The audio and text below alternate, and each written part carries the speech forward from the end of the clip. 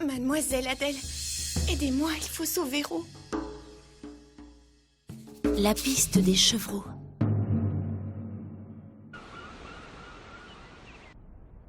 Tu as parlé de travaux hérétiques, n'est-ce pas? Dis-moi exactement quel genre de recherche faisaient Roux et le professeur.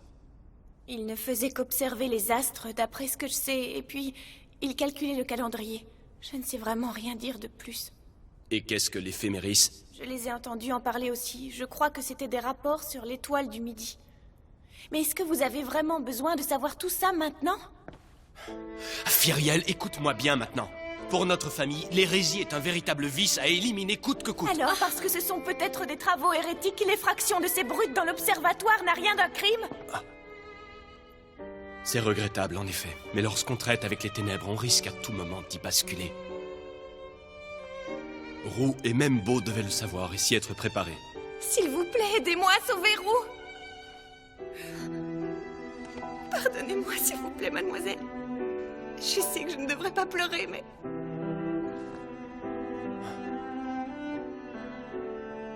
J'ai compris, je ferai de mon mieux. Et quand Théusis Roland dit qu'il fera de son mieux, il le pense vraiment et met tout en œuvre pour réussir. Alors ne pleure plus. Elle a enfin fini par s'endormir. Alors, est-ce que tu lui as dit pour le pendentif? Tu penses honnêtement que c'était le bon moment pour cette histoire? Tu as raison. Et Usis, j'ai bien peur que toute cette histoire ne remonte aux oreilles de Léandra et qu'elle en profite pour nuire à notre famille. Avec une nouvelle prétendante au titre de reine, c'est vrai que Léandra pourrait très bien décider d'enquêter sur nous. Pour la famille Chevia, pouvoir révéler un gros scandale serait une véritable aubaine. Ça leur permettrait de ruiner la famille Roland. Je ne veux pas que Fyriel soit entraînée dans cette lutte pour l'accession au titre de reine. Comme l'indiquait le témoignage, nous avons découvert le corps de Beau au lit au pied de l'observatoire. Nous l'avons ramené. Seulement le corps de Holly? Pourtant, je croyais qu'il avait entraîné un des intrus avec lui dans sa chute. Non, monsieur. Nous n'avons trouvé que le corps de Holly. Pas l'ombre d'une piste, alors? Malheureusement, non, monsieur. Nous n'avons rien pu tirer de l'observatoire, pas plus que des restes calcinés de la maison des Holly. Nous pensons que le jeune homme en question a été emmené de force. Je vois. Garland, je compte sur toi pour continuer l'enquête. Oh. Ah, c'est toi. Bonjour, Lot. Je dérange, peut-être? Veuillez m'excuser.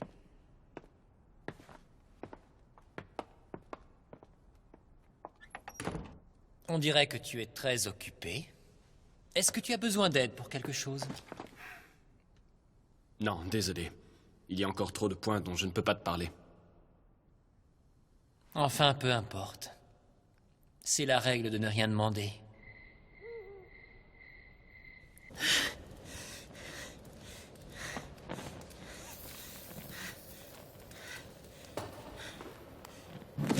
Écoute-moi bien.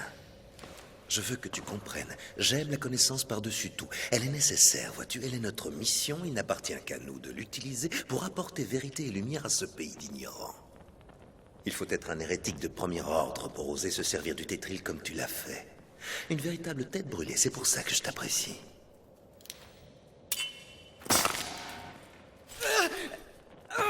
Peu importe que tu aies brûlé ou non l'éphéméris, ça ne change rien, strictement rien. J'arriverai à en apprendre le contenu directement de ta bouche. Tu crois vraiment que je vais te dire quoi que ce soit? Dans ce cas, tu prendrais le risque de faire goûter ces souffrances à ton ami d'enfance. Si jamais vous osez la toucher, je vous tuerai tous un par un! Tu peux toujours essayer. Mais d'abord...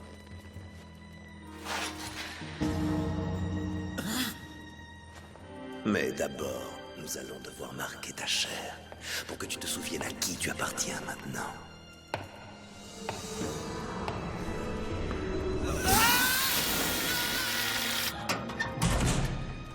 Alors, il a fini par avouer? Il s'est évanoui. De toute façon, nous avons tout notre temps.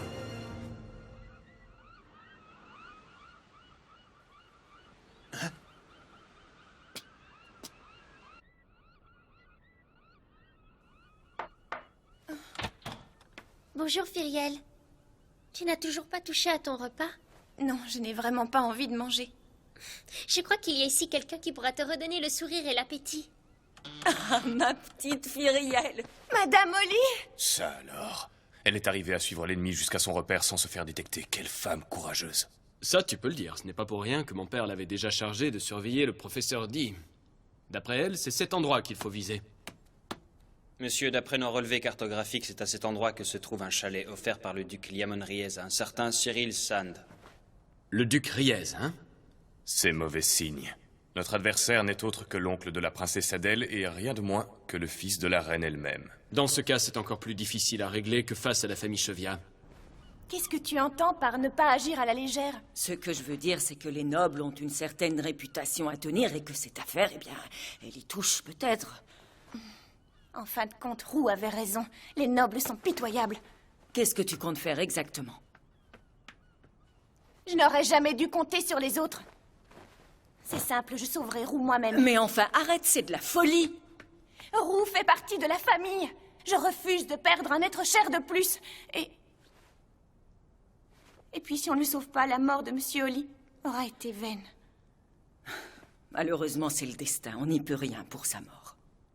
Ah non, il est hors de question que j'abandonne Roux avec des « on n'y peut rien ». Je n'ai pas l'intention de laisser tomber. Je sais où ces gens le retiennent prisonnier. J'irai toute seule s'il le faut. Oh, ma petite Fyriel.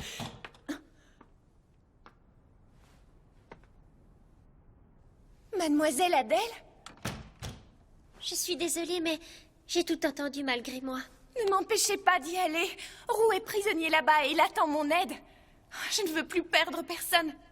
Je veux que vous m'emmeniez avec vous. Mais, mademoiselle, ne confondez pas courage et inconscience. J'aimerais toujours être une véritable alliée pour Fyriel, quelle que soit la situation. J'ai été très heureuse qu'elle me fasse confiance alors qu'on venait de se rencontrer. Je ne serais pas comme mon frère qui rechigne à cause de l'honneur. Mais, mademoiselle... Comptez sur moi, Fyriel. J'ai déjà un plan d'action. Je vais peut-être vous étonner, mais à mon école pour jeunes filles, j'étais une star en théâtre et en littérature. Je vais vous montrer que je peux jouer n'importe quel rôle à la perfection. Bon, d'accord, mais je vous préviens, si les choses commencent à tourner mal, on fait demi-tour. Tout ira bien, Madame Oli, vous verrez. Ayez donc un peu confiance en mon incroyable talent de comédienne. Oh, ce que ça peut être exaltant, le courage, c'est libérateur. On se sent littéralement pousser des ailes. Dites-moi, Fyriel. Qu'est-ce qu'il y a? Eh bien, je voulais vous demander, le véritable nom de Roux, c'est Rune Peletskin, n'est-ce pas? Oui. Est-ce que je me trompe si je crois que son nom s'inspire de celui du petit lutin moustachu? Vous connaissez cette histoire de lutin? Oh oui, en fait, je connais beaucoup de contes de fées. Qu'est-ce qui se passe?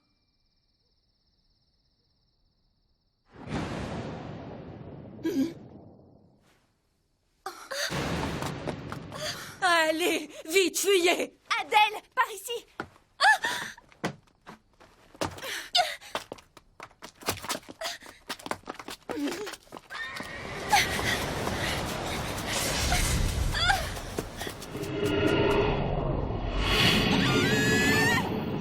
Astrea Testament, la sorcière de l'Ouest. Astrea Testament, la Qu'est-ce que vous sorcière faites? de l'Ouest. Lâchez-la! C'est plutôt à moi de te demander ce que tu fais là. N'est-ce pas, Firiel? Grand frère. Seigneur Eusis? Bon sang, notre stratégie a bien failli tomber à l'eau avec vos idioties. Adèle, est-ce que tu te rends compte à quel point c'était dangereux de venir ici? Je sais, je suis désolée, mais je voulais seulement que Firiel me fasse confiance. Hein? En tout cas, maintenant, je suis vraiment contente. Et ça parce que Firiel s'est finalement décidé à m'appeler seulement par mon prénom. Ah, mais je vous jure, quelle princesse impossible. Je vous avais pourtant donné ma parole, non? Pardonnez-moi. Tu peux me faire confiance. Oui. Et toi, Tabitha Holly, tu sembles être un peu plus raisonnable que ces deux-là. Je te serais gré de les raccompagner au château le plus vite possible. Entendu, monsieur. Nous y attendrons de bonnes nouvelles de votre part. Eh bien, par ma foi, voilà des empêcheuses d'attaquer en rond fort charmantes. C'est bien la première fois que je vois Adèle comme cela. Mon âme de guerrier se réjouirait à l'idée de sauver cette belle princesse des griffes de ce scélérat. Oui, ce serait une mission d'un très grand honneur. Et d'ailleurs, c'est ce que représente cette mission, indirectement, bien sûr. Allons-y, et faites en sorte qu'on ne découvre pas notre identité. Ah, l'attaque surprise est largement celle que je préfère. Je crois que ça me convient mieux qu'une position défensive.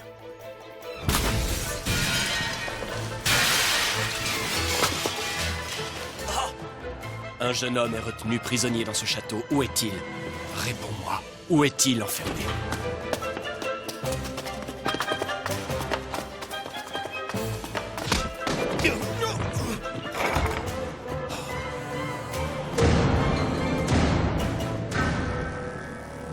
Hermès.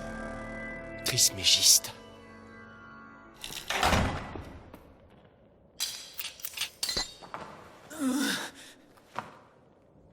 C'est moi, rassure-toi.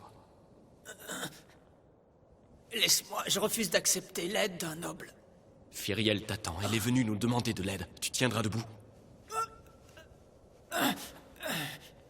Firiel ne doit rien savoir. Tu m'entends? Rien savoir. Ils nous ont attaqués par surprise. Cela ne serait jamais arrivé si j'avais été là. Toutefois, regardez ce que j'ai pu obtenir. Nous possédons enfin le tétril que nous convoitions tant. Gideon D avait réussi à maîtriser la technique de ce genre de poudre explosive. Mes subordonnés sont actuellement en train de l'analyser. J'en attends beaucoup. Je connais son importance, Votre Excellence. Le tétril aussi sera utile pour l'avenir de notre Graal. Le régime matriarcal qui persiste dans cet état depuis sa création a depuis longtemps atteint ses limites. Devant les pays frontaliers qui cherchent à agrandir leur territoire, notre pays qui refuse le progrès frise le ridicule. Tu as raison. Nous risquons de subir un jour une invasion. Pour protéger notre pays, nous devons le réformer en une grande puissance militaire. Mais rassurez-vous, je suis persuadé que l'éphéméris sera bientôt entre nos mains, Excellence. J'ai déjà entendu cela il y a quelques jours. Tu n'auras pas de seconde chance, Riez. Oui, Excellence.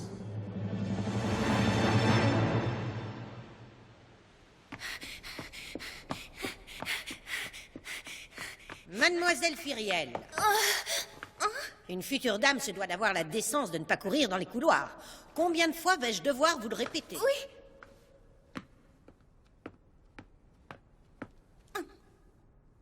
Alors, Firiel, on y va?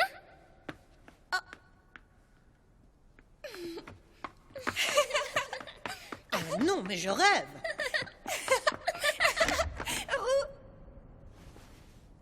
Bonjour, Roux.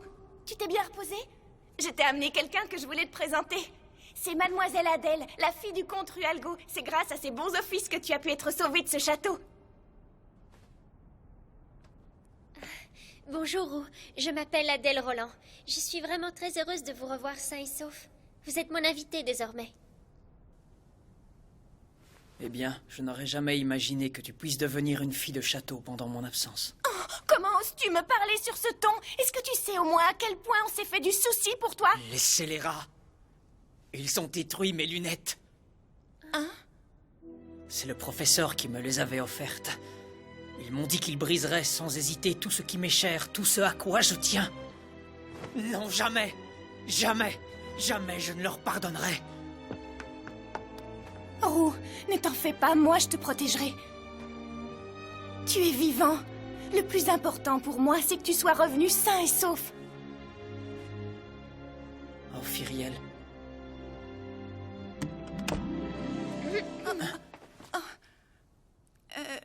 Excusez-moi, mademoiselle Adèle, ce n'est vraiment pas ce que... Ne sois pas gênée, Firiel, je comprends tout à fait.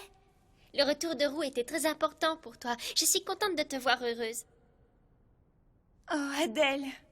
Alors dis-moi, est-ce que tu es prête? J'avais quelque chose à t'annoncer que j'ai dû malheureusement mettre de côté pendant quelques jours. Voilà. Oh. Firiel, nous avons vérifié et le pendentif que tu portais au bal appartenait bien à la princesse Edline.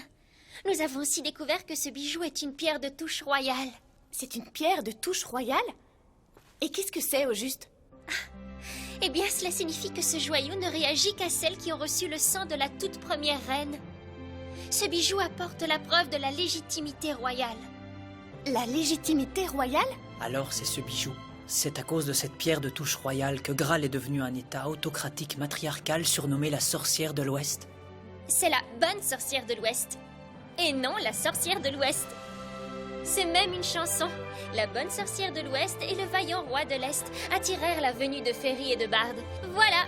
Enfin, j'imagine que le mot « bonne » vient des paroles de cette chanson.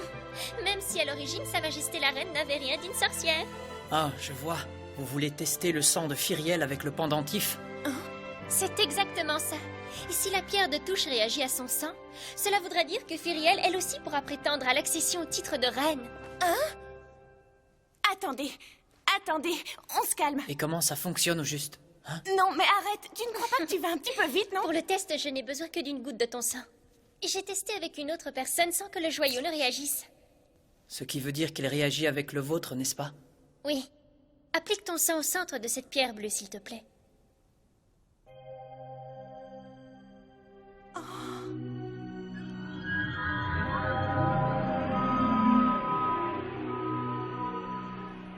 C'est incroyable! Oui, c'est vrai. Ce pendentif n'a rien de banal. Félicitations, Firiel. Finalement, tu étais bien ma cousine. Maintenant, c'est officiel. Et dire que tu vivais aux confins du pays caché à Sellafield. Navré de vous le dire, mais vous faites erreur. Hein? Elle ne se cachait pas, c'est le maître de ce château qui a obligé le professeur et Edeline à aller vivre à Sellafield. C'est votre père, le comte Rualgo, qui a décidé de cela. Père est de retour. Je dois lui rapporter toute cette affaire. Je crois que vous n'aurez pas besoin de le faire, monsieur. On m'a dit qu'il était déjà au courant de tous les détails. Et qu'il comptait d'abord parler directement avec Firiel. Entre. Firiel dit. C'est la première fois que nous nous rencontrons de la sorte. J'ai cru comprendre que Beau Oli était mort. Oh, c'est décevant. Oli est mort alors qu'il était parvenu à entrer en contact avec la caducée. Quel dommage, vraiment. Tenez, monsieur Oli. Comment ça, la caducée? Pourquoi vous me parlez de ça, hein? De toute façon, je ne vois vraiment pas le rapport avec Roux. Mais je veux quand même savoir ce qu'il va se passer, ce que vous comptez faire de mon ami Roux maintenant que vous êtes rentré. Il n'y a vraiment pas de doute possible, tu es bien la fille de la princesse bleue. À parler du futur sans jamais rien demander du passé. Ta présence est celle de ce jeune hérétique ici. C'est comme si je revoyais la même chose qu'il y a 20 ans.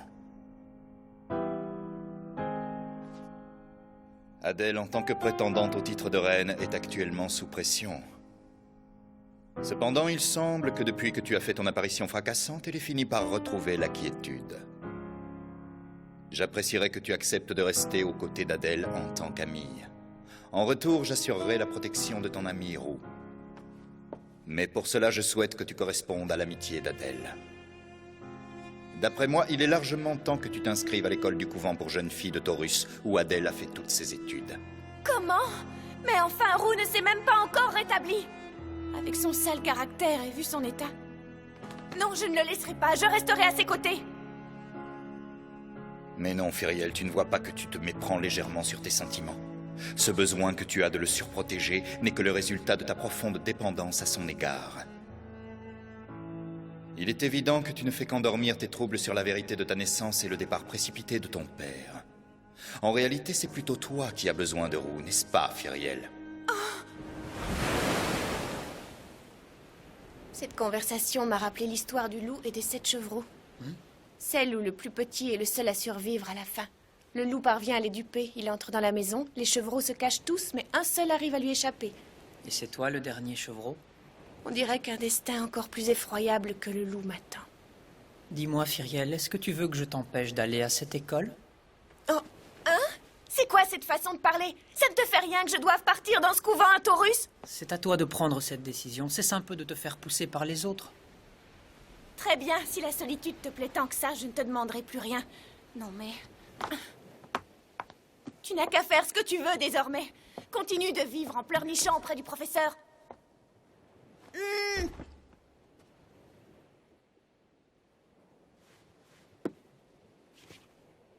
Oh.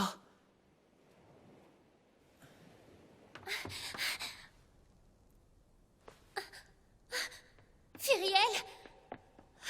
Tu es là, Firiel, je t'ai cherché partout. Alors raconte-moi, qu'est-ce que mon père t'a dit? Oh non, Firiel. Ce n'est rien, tout va bien, mademoiselle. Désolée de vous avoir causé du souci.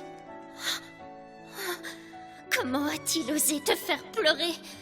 Je vais lui faire savoir ce que j'en pense de son comportement. Attendez, Adèle. Je vous assure, je vais bien, ça va. Mais... je crois que je ressemble de plus en plus à ce que Roux déteste par-dessus tout.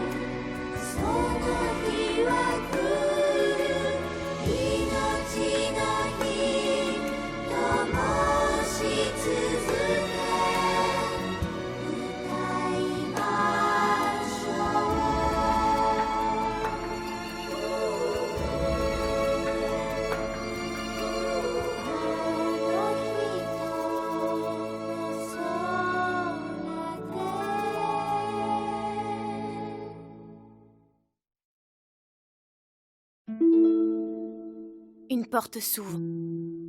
C'est ici que, secrètement, des jeunes filles s'adonnent au plaisir de jouer à une réplique miniature de l'État, le sourire aux lèvres. Ennemies ou alliées, elles cherchent mutuellement leur vraie nature, dissimulée sous leurs atours, et deviennent finalement des sorcières. La prochaine fois dans La Sorcière de l'Ouest, 3e épisode, le jardin secret. Mais qui se dresse derrière toi ?